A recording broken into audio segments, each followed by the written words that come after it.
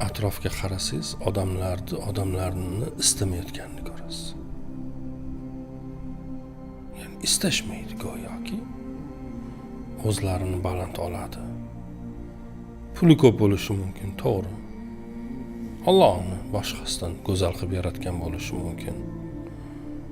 Obro'li bir xonadondan kelayotgan bo'lishi mumkin. Obro'li bir urug'dan kelayotgan bo'lishi mumkin. Bilmadim, har narsaga ko'ra, mahallasiga ko'ra, davlatiga ko'ra, oilasiga ko'ra ming bir narsalar bilan odamlar o'zlarini boshqalardan farqliroq ekanliklarini hech bir istilohasiz ko'rsatishni istashayotganini ko'rasiz.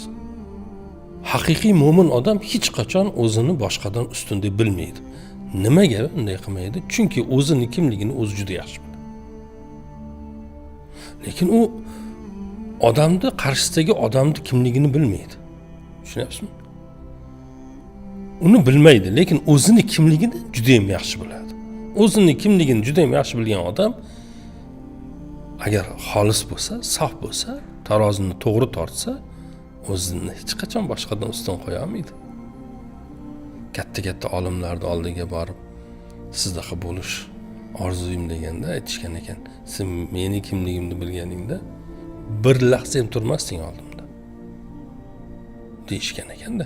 Ya'ni inson o'zini yaxshi biladi.